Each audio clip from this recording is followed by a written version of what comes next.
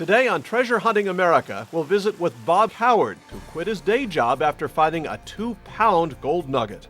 I went into work and I just showed this to my boss and I said, I'm gone. And he said, no, you're not one we want to let go. And too bad, that's it, I'm out of here. Then we'll talk with Mike Howard, who's been digging in the ground before he could walk. Metal detecting, treasure hunting is something that's in your blood, and I think you're born with it. My parents, they tell me that when I was crawling before I was walking, I'd come home with handfuls of rocks. All coming up on Treasure Hunting America.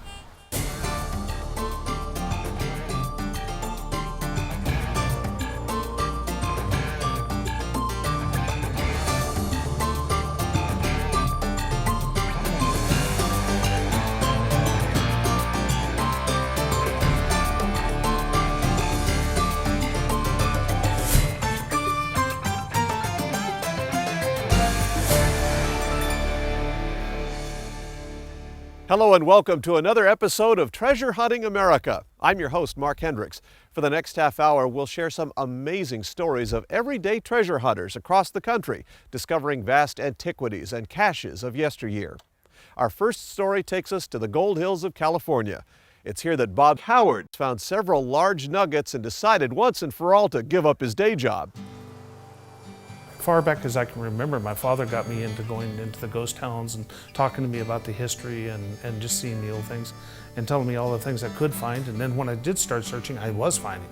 And it was just a lot of interest in the Old West, and it was very romantic. You know, I really liked that. It was really very attractive to me.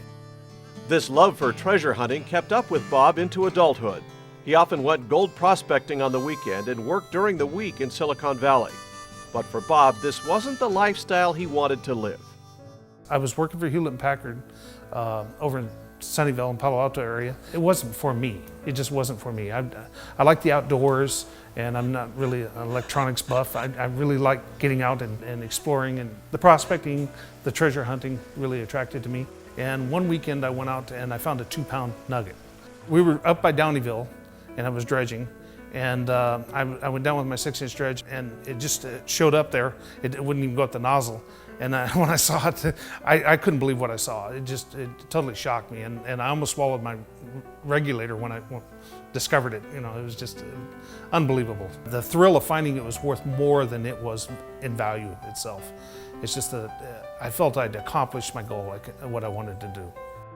At the time, the company I was working for offered early retirement, and I went into work and I just showed this to my boss and I said, I'm gone. And he said, no, you're not one we want to let go. And too bad, that's it, I'm out of here. After that, it's just been one great find after another. I don't regret this one bit. It's not only been very profitable for me, it has been absolutely a lifesaver for me. It's a lot of stress relief, and it's changed my life completely. Yeah, this is a very good place to look. I found a lot of gold out of here. Ooh. There's another good signal. You know, wherever I find one, I always find another. I always find more in the same area. So, but this, like I say, last winter there was a big flood down this stream. So I'm sure a lot more gold is washed down. Let's see what I find in here. Ooh, I got it first time. Yep, that's it. Another one right there. Good, nice piece. There's still a lot of gold being found. In fact, we're finding more today than they ever did.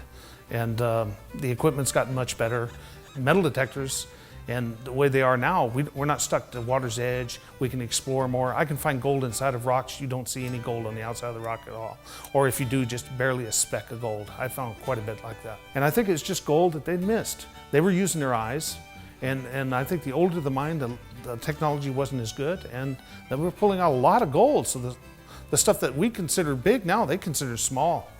There is more gold in the ground than they have ever taken out. These are several gold pieces that I found in the local area.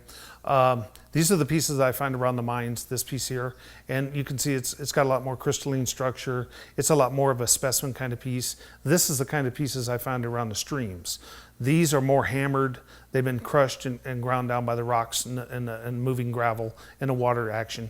This is more of a specimen kind of a piece. This, for some reason, just seems to attract me more because this is the way nature actually created it. This is the way it came out of the ground.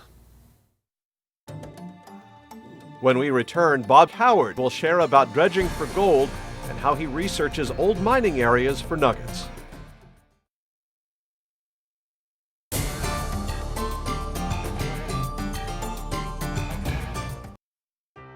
Some of my favorite places to search are around old mines. I like to go into the ore dumps. I have found larger pieces of gold there and more specimen grade pieces of gold. Whenever you talk to anybody about prospecting, the first thing that comes to their mind are rivers and streams. There's not so many people away from that. I'd like to get away from everybody. I like to be off by myself, and I find that around these mining sites, there's nobody. Sometimes I go into historical museums and I find these old maps, and I'll see a mine there, and I'll look at it on a modern day map and it doesn't exist. I want to go check those out because I don't think anybody else has been out there. I've flown around with several pilots, and I take my GPS with me, and I have them fly around through the valleys and looking for the old mines if we can spot them. I want them to fly low and slow if they will. And when I spot a mine and it looks interesting, I save the waypoint on my GPS, and I hike back out there and explore and check those out.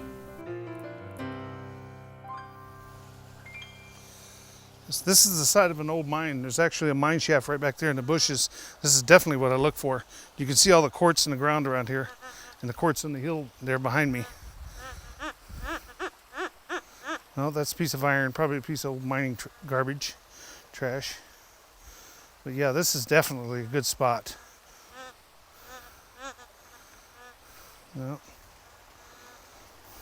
not everything is a good target. Knowing what to pick up and what not to. No, more trash.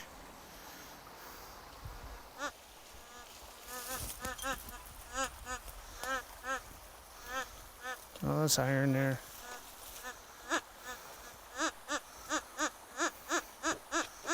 Oh, I got a good signal there. That's definitely non-ferrous. Yeah, good strong signal.